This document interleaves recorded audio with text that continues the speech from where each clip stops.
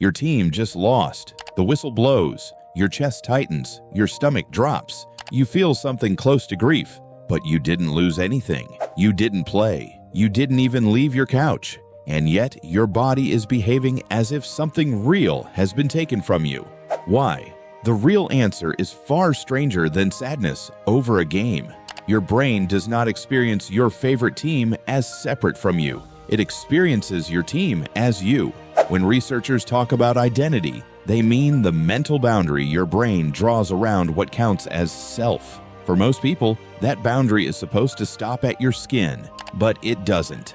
It stretches outward, wrapping around your family, your hometown, your nation, and yes, your football club.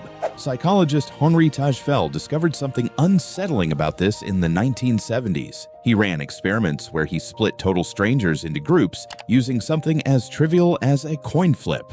No history, no rivalry, no reason to care, and yet, within minutes, people started favoring their own group and rooting against the other one.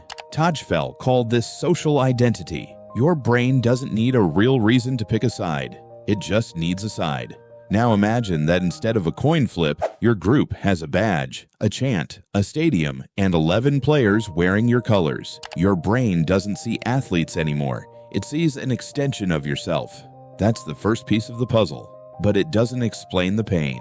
For that, you need to look inside your skull at a strange class of brain cells called mirror neurons. In the 1990s, neuroscientist Giacomo Rizzolatti was studying the brains of macaque monkeys when he noticed something odd. Certain neurons fired not just when a monkey performed an action, but when it simply watched another creature perform that same action, reaching for a peanut, grasping a cup. The monkey's brain lit up as if it were doing the action itself, even while sitting perfectly still. Humans have this system too, and it runs deep. When you watch a striker sprint toward an open goal, your motor cortex quietly simulates running. When you watch him miss, your brain doesn't just observe the failure, it rehearses it. For a fraction of a second, some part of you believes you missed the shot.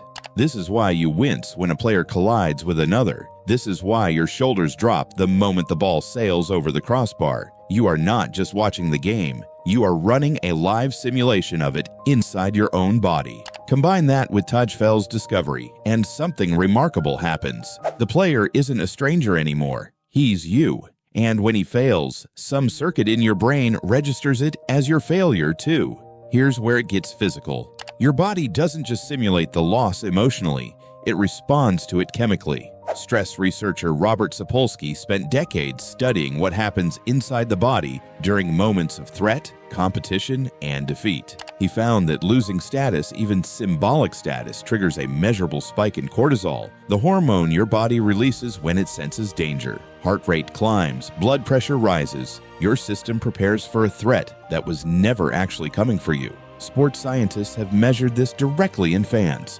Cortisol rises before kickoff. It spikes during penalty shootouts. It stays elevated for hours after a loss. Your body cannot tell the difference between "my team lost" and "something dangerous just happened to me." As far as your nervous system is concerned, they are the same event. Why would evolution build a brain this reckless? Why would it let something as trivial as a football score hijack your stress response?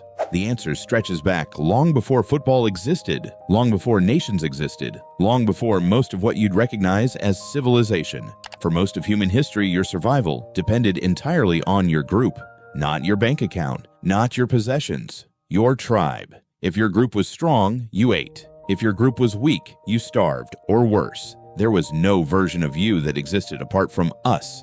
Anthropologists studying small-scale societies have found this pattern again and again.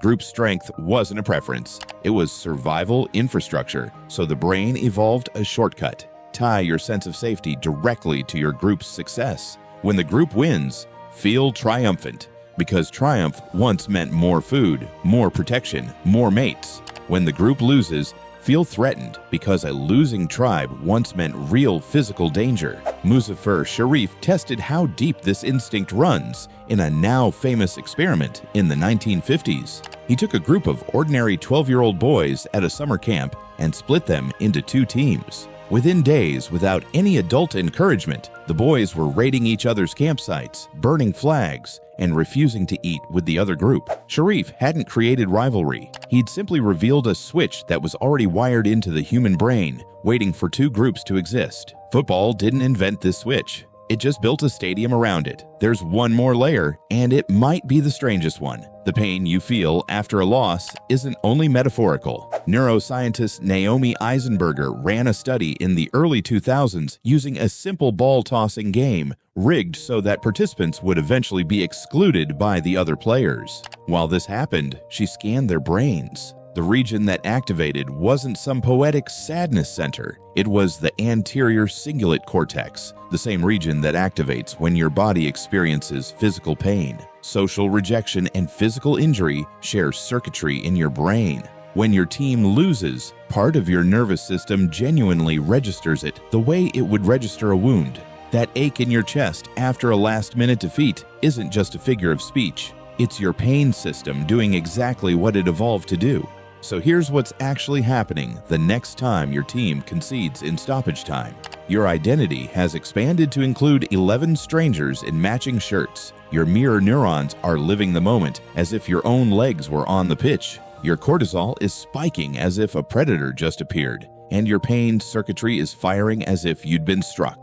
None of this is irrational. It's ancient. It's the same machinery that once helped a small group of humans stay bonded, stay alert, and stay alive, now running full speed inside a stadium that didn't exist for 99.9% of the story of your species. Tonight, when the final whistle blows and your team is on the wrong side of the score, your chest will still tighten, your stomach will still drop, and now, at least, you'll know exactly why. It was never really about the game. It was always about you.